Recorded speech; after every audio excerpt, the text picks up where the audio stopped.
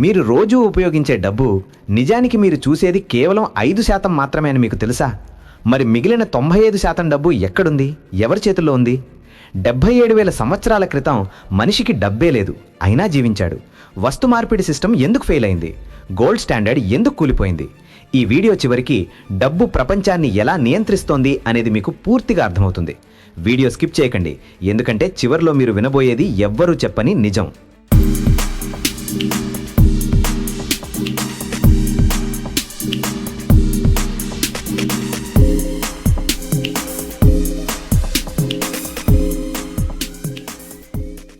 ఈరోజు మనం జీవించాలన్నా, తినాలన్నా, చదవాలన్నా, చికిత్స పొందాలన్నా ప్రతిదానికి డబ్బే ఆధారం.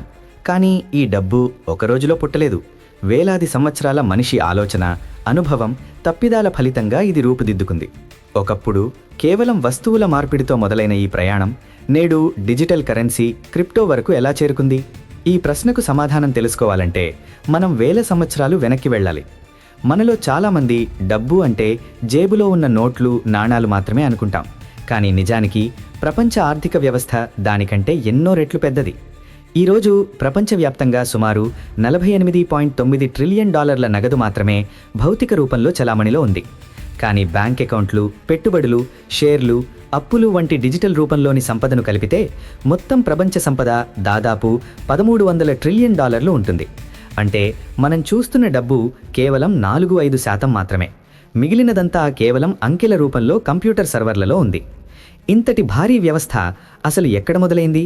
సుమారు 77,000 సంవత్సరాల క్రితం భూమిపై మనిషి జీవితం పూర్తిగా మనుగడ మీద ఆధారపడి ఉండేది. అప్పట్లో డబ్బు అనే భావన అసలు లేదు. మనుషులు చిన్న చిన్న గుంపులుగా జీవిస్తూ వేటాడటం, అడవిలో దొరికిన పండ్లు, వేర్లు సేకరించుకోవడం ద్వారా బతికేవారు. జనాభా పెరిగే కొద్దీ ఆహారం కోసం పోటీ మొదలైంది. ఒకే ప్రాంతంలో అందరికీ సరిపడా వనరులు లేకపోవడంతో తెగల మధ్య ఘర్షణలు, యుద్ధాలు జరిగేవి. ఈ సమస్యలకు ఒక పరిష్కారం వెతకాల్సిన అవసరం మనిషిని కొత్త ఆలోచన వైపు నడిపించింది. దక్షిణ పశ్చిమ ఆసియాలోని మెసొపొటేమియా నాగరికత వాణిజ్యానికి పునాది వేసింది. ఒక తెగ వద్ద మాంసం ఎక్కువగా ఉంటే మరొక తెగ వద్ద ధాన్యం లేదా పండ్లు ఉండేవి. వారు వాటిని పరస్పరం మార్చుకునేవారు. దీనినే బార్టర్ సిస్టమ్ అంటారు. అయితే ఈ విధానంలో ఒక పెద్ద సమస్య ఉంది. మీకు కావాల్సిన వస్తువు ఎదుటివాడి దగ్గర ఉన్నా అతనికి మీరివ్వగల వస్తువు అవసరం లేకపోతే వ్యాపారం జరగదు. దీనినే డబుల్ కోఇన్సిడెన్స్ ఆఫ్ వాంట్స్ అంటారు. ఈ ఇబ్బంది నుంచే ఒక సాధారణ విలువ అవసరమనే ఆలోచన పుట్టింది. బార్టర్ సిస్టమ్ లోపాలను అధిగమించేందుకు మనిషి కొన్ని విలువైన వస్తువులను డబ్బుగా ఉపయోగించడం ప్రారంభించాడు. పశువులు, ధాన్యం, ఉప్పు, జంతు చర్మాలు, సముద్రపు గవ్వలు ఇవన్నీ ఒక కాలంలో కరెన్సీలుగా వాడబడ్డాయి. కానీ ఇవి పాడైపోవడం, దాచుకోవడం కష్టం కావడం వల్ల శాశ్వత పరిష్కారం కాలేకపోయాయి. అప్పుడు మనిషి దృష్టి లోహాల వైపు మళ్ళింది. దాదాపు 2,600 సంవత్సరాల క్రితం లోహపు నాణాలు ప్రపంచంలోకి వచ్చాయి. లిడియన్ సామ్రాజ్యం మొదటిసారిగా బంగారం, వెండి మిశ్రమంతో నాణాలను తయారు చేసింది. వీటిపై రాజు ముద్ర ఉండేది. అది ఆ నాణ్యం విలువకు హామీగా నిలిచేది. నాణాల వలన వ్యాపారం చాలా సులభమైంది. లెక్కించుకోవడం, తీసుకెళ్లడం సులభమైంది.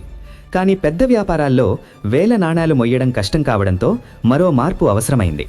13వ శతాబ్దంలో చైనాలో కుబ్లాయ్ ఖాన్ కాగితపు నోట్లను ప్రవేశపెట్టాడు. ప్రజలు తమ బంగారం, వెండిని సురక్షితంగా బ్యాంకుల్లో దాచి దానికి బదులుగా రసీదులు తీసుకునేవారు. ఆ రసీదులే క్రమంగా డబ్బుగా మారాయి. ఇలా ప్రపంచవ్యాప్తంగా బ్యాంకింగ్ వ్యవస్థ విస్తరించింది. కాగితపు డబ్బు వ్యాపారాన్ని వేగవంతం చేసింది. 19వ శతాబ్దంలో గోల్డ్ స్టాండర్డ్ అనే విధానం వచ్చింది. దేశం ముద్రించే డబ్బు ఆ దేశం వద్ద ఉన్న బంగారు నిల్వలపై ఆధారపడేది. కానీ 1933లో అమెరికాలో వచ్చిన గ్రేట్ డిప్రెషన్ ఈ విధానాన్ని కూల్చేసింది. అప్పటి అధ్యక్షుడు రూజ్వెల్ట్ గోల్డ్ స్టాండర్డ్ను రద్దు చేశారు. అప్పుడు పుట్టిందే నేటి ఫియట్ మనీ, ప్రభుత్వ హామీతో నడిచే కరెన్సీ. డబ్బు మన జీవితాన్ని సులభం చేసినా అదే సమయంలో ప్రపంచాన్ని అసమానంగా మార్చింది. నేడు ప్రపంచంలోని 1% ధనవంతుల దగ్గరే మిగతా 99% మంది కంటే ఎక్కువ సంపద ఉంది. డబ్బు కోసం నేరాలు, అవినీతి, యుద్ధాలు పెరిగాయి. డబ్బు ఒక సాధనం మాత్రమే, అయినా అది మనిషి స్వభావాన్ని బయటకు తీసుకొచ్చే అద్దంలా మారింది. 20వ శతాబ్దం మధ్యనాటికి డబ్బు మరో కీలక మలుపు తిరిగింది. మనిషి జేబులో నోట్ల కట్టల స్థానంలో ఒక చిన్న ప్లాస్టిక్ కార్డు ప్రవేశించింది. ఈ మార్పుకు పునాది వేసింది 1950లో అమెరికాలో ప్రారంభమైన డైనర్స్ క్లబ్ కార్డు. ఈ కార్డు ద్వారా ఒక వ్యక్తి తన వద్ద నగదు లేకపోయినా భోజనం చేయడం లేదా సేవలు పొందడం సాధ్యమయ్యేది. తరువాత బ్యాంకుకు చెల్లించే వెసులుబాటుండేది. దీనినే మనం నేడు క్రెడిట్ అంటాం. ఈ విధానం వల్ల ప్రజల కొనుగోలు శక్తి ఒక్కసారిగా పెరిగింది. అవసరం ఉన్నా లేకపోయినా ఖర్చు చేసే అలవాటు మొదలైంది. మరోవైపు బ్యాంకులు ప్రతి లావాదేవీపై రుసుములు వసూలు చేయడం ద్వారా కొత్త ఆదాయ మార్గాలను కనుగొన్నాయి. ప్లాస్టిక్ మనీ ప్రపంచ ఆర్థిక వ్యవస్థను మరింత వేగవంతం చేసింది. 1990ల తర్వాత ఇంటర్నెట్ ప్రపంచాన్ని మార్చినట్టే బ్యాంకింగ్ రంగాన్ని పూర్తిగా రూపాంతరం చేసింది. ఒకప్పుడు బ్యాంకుకు వెళ్లి గంటల తరబడి క్యూలో నిలబడాల్సిన పరిస్థితి ఉండేది. కానీ ఇప్పుడు కంప్యూటర్ లేదా మొబైల్ ఫోన్ ద్వారా కేవలం కొన్ని సెకండ్లలో డబ్బు పంపడం, తీసుకోవడం సాధ్యమైంది. పేపాల్ వంటి అంతర్జాతీయ డిజిటల్ వాలెట్లు మొదలుకొని భారతదేశంలో విప్లవంలా వచ్చిన యూపీఐ వ్యవస్థ వరకు డిజిటల్ చెల్లింపులు అత్యంత సులభమయ్యాయి. నేడు నగరాల్లోనే కాదు, మారుమూల గ్రామాల్లోని చిన్న కిరాణా కొట్టులో కూడా క్యూఆర్ కోడ్ స్కాన్ చేసి చెల్లింపులు జరుగుతున్నాయి. ఇది డబ్బును మరింత కనిపించని రూపంలోకి మార్చింది. 2009లో ప్రపంచ ఆర్థిక చరిత్రలో మరో సంచలనాత్మక సంఘటన జరిగింది. సతోషి నకమోటో అనే అజ్ఞాత వ్యక్తి లేదా బృందం బిట్కాయిన్ను పరిచయం చేసింది. దీంతో డబ్బు అంటే ఏమిటి అనే నిర్వచనం మారిపోయింది.